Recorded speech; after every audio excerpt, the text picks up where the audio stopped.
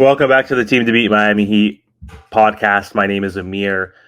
Before I get into this post-game recap show, I just want to thank everybody for following the podcast on Apple Podcast, Spotify, and also want to thank everybody who's watching this on YouTube for subscribing to the channel. I'm on my path to 2,000 subscribers, so if you guys could subscribe to the YouTube channel, that would mean a lot. So thank you again. So the Miami Heat just beat the Washington Wizards. It was 119 to 107 on the road. So happy the Miami Heat were able to pull out this victory and win by double digits. Even though this game was relatively close in the first half, the Miami Heat picked it up in the second half behind Bam Adebayo, Terry Rozier, and Jimmy Butler. So the Miami Heat, every game is a big win. So this was a big win, even though it was against a horrible team that they most recently lost to a few weeks ago, which was super embarrassing. So the Miami Heat now are 41 and 33. We're in the 7th seed still. We are half a game behind the Indiana Pacers, 2 games behind the Magic, and 3 behind the Knicks. So the next game we're playing is against the Knicks. So that is an important game for us, but not sure if that means we can catch up to them. But if we do beat them, we would only be 2 games behind the Knicks at that point. So big game coming up. But let's talk a little bit more again about this game tonight. So big games from Terry Rozier, Bam Adebayo. They definitely stepped up and played really well tonight. Jimmy Butler was fine. He was kind of sleepwalking through this game and wasn't super energetic, even though the Heat were down, I believe. Or actually, no, they weren't down.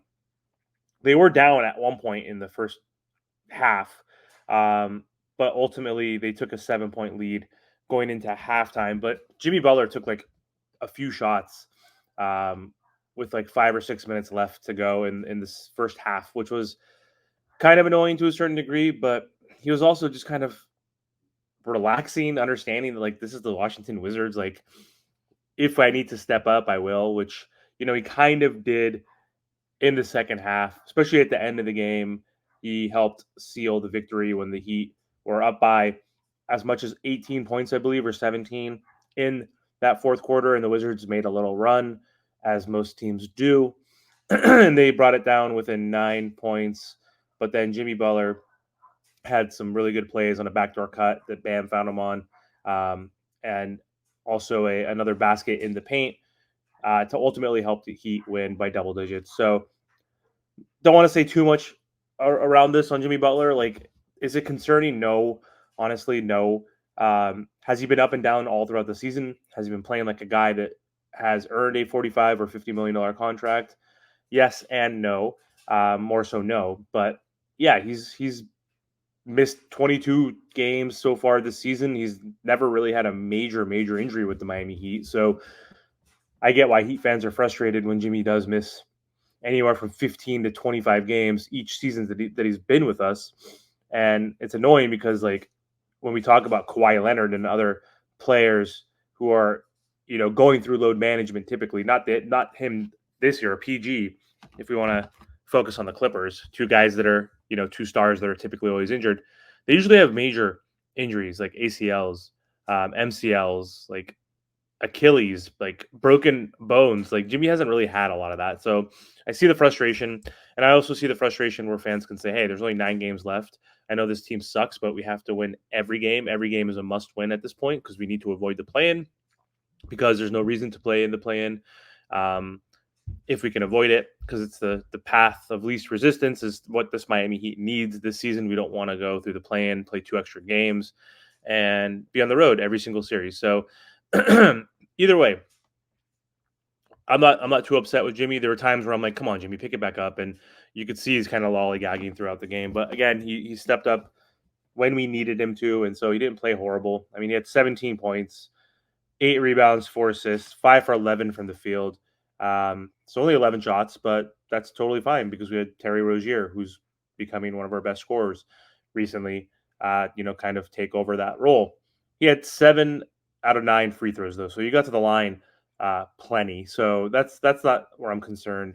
He didn't have any steals, or blocks, so he wasn't really active defensively. So when he's in the passing lanes, intercepting balls, deflecting balls, getting steals, locking down defenders, that's where Jimmy's super engaged. But either way, again, a win's a win. I'm happy the Heat won. Like, I can understand why Heat fans would talk shit, but come on, a win's a win. And if Jimmy does this against the Knicks, then there's a problem. If he does this against the Pacers, there's an even bigger problem. So, or the Sixers, or anybody else. This is the toughest stretch of our remaining 8 games is this week against the Knicks, then Pacers and Sixers. So, need to win these games for sure. So, looking at the box score real quick, the Heat's box score. So Bam Adebayo, great game, 22 points, 9 rebounds, 5 assists tonight, 6 for 12 from the field. Only had to take 12 shots, but 50% is great.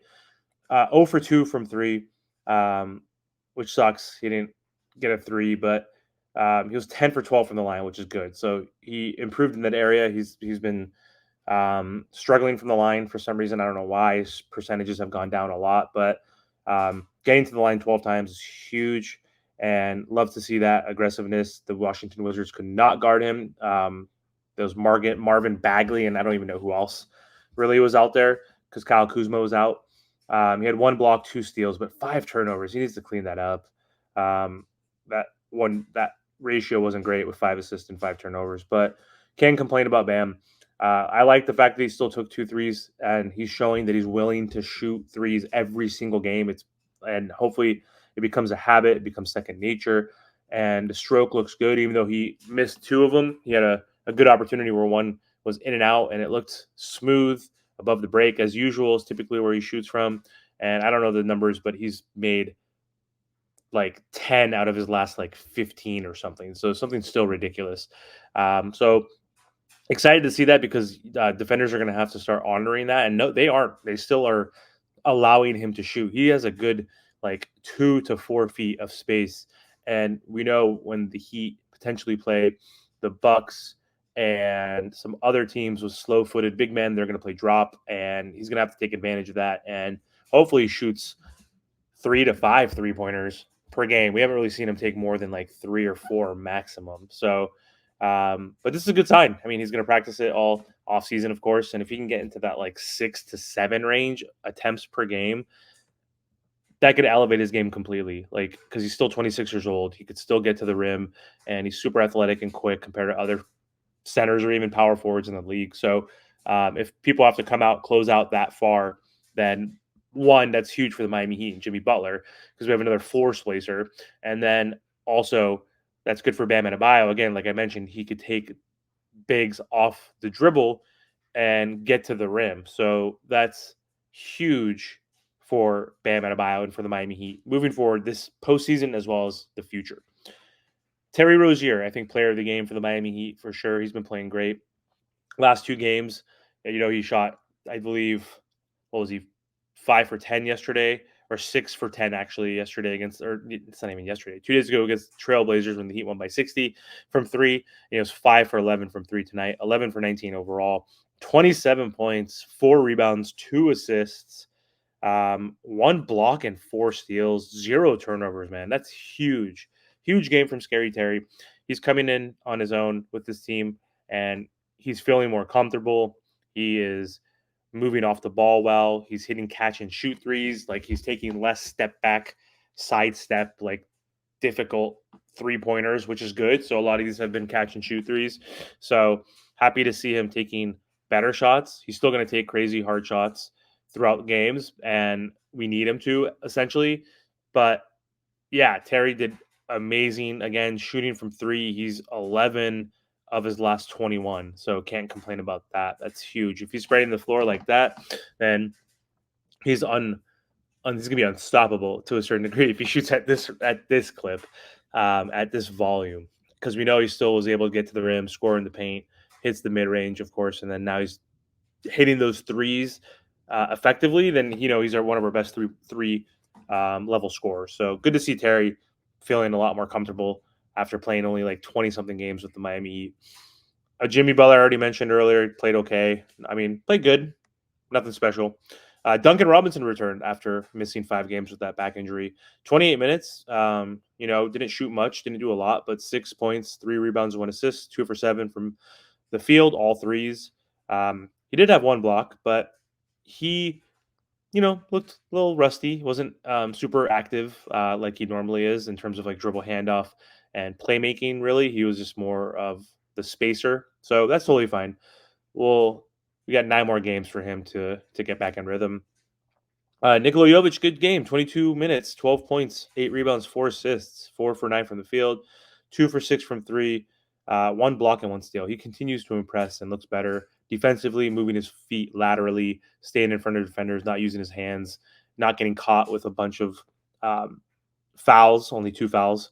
So he's definitely improving on that end, and he's able to spread the floor. It had some buckets at the rim. He had a couple drives that were good. So that was a good game by Nikola. Haywood Highsmith off the bench, 29 minutes, 10 points, 4 rebounds, 4 for 12 from the field, 2 for 6 from three.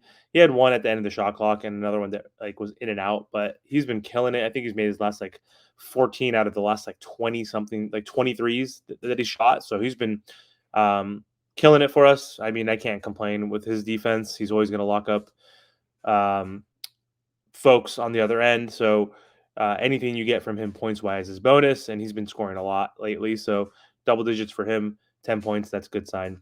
DeLon Wright played against his former team, 9 points, 1 rebound, 4 assists, 2 for 2 from the field, 1 for 1 from three, 4 for 4 from the line, which is great. He had 1 block and 4 steals, man. He was super active in that game. And especially defensively. I mean, that's his bread and butter. But it was nice to see him shoot perfect from the field finally. Hawkeyes only 19 minutes. Really quiet game, just playing within his role. 9 points, 1 rebound, 2 assists, 3 for 5 from the field, 1 for 2 from three. That's good. 2 for 2 from the line. He had 1 block, 4 turnovers. Man, he's had some pretty boneheaded passes in that game that got intercepted, but he's a rookie, so always give him some slack. And then last but not least, Thomas Bryant, 10 minutes, 4 points, 3 rebounds, 2 for 3 from the field, had 1 block, 2 turnovers though, which is not great. But hey, Kevin Love didn't play again. He's been available. Not sure why we're not getting him back in. I guess we're saving that for better competition. I don't know what Spo's thinking, but Thomas Bryant has been serviceable for the last few weeks, or for the last 15 games, frankly, that Kevin Love has missed. So anyway, big win for the Miami Heat, half a game behind the Pacers. Tuesday night is the next game at the Kaseya Center versus the Knicks. And I said we're playing the Pacers this week. That's incorrect. We're playing them, Sunday. So not during the week. So it's Knicks, Sixers, and then Rockets, and then Pacers. So some tough games. These are going to be some tough games. Every game is going to be tough for the Miami Heat, but these are games that we must win. And we need to win. Again, I was mentioning before on the roundtable, we need to go 7-3 in our last 10 games. And right now, I think we are 2-0 so far. So hoping we can continue and play well. And maybe Tyler Hero will come back, and him coming off the bench could be scary. And, because we already have Scary Terry in the starting lineup, and it's going to be hard to replace him in there. And he looks good with Duncan Robinson in the backcourt. So having Tyler, Caleb, Jaime, and Love coming off the bench, and Haywood even in spot minutes, that's going to be awesome. We're going to be the deepest team in the playoffs, and I still have faith in this team as long as we get right and healthy in time for the playoffs. I just want to give this team the benefit of the doubt so far until they prove us wrong. I'm not basing it off of last year. I'm basing it off of this year and how they're still the 7th seed, being the 4th most injured team in the NBA because they're so deep, and their star player and their 3rd best player have been out for so long, yet they're still a playoff team. All the other teams ahead of the Miami Heat are like the Hawks and like the Grizzlies or whoever. Like, all these teams suck because of these injuries. The Miami Heat have been mid because of these injuries. It's not just because of the injuries. They've been mid on offense all year, but still, they will figure this out. We have Terry Rozier now, solidifying his role in that starting lineup as one of our main scoring threats. Bam's been looking really good over the last few weeks. Jimmy just needs to pick it up, and we need him to go all out on that game against the Knicks. He better. So anyway, that's all I have for this game. Thanks for watching, guys. Have a good one.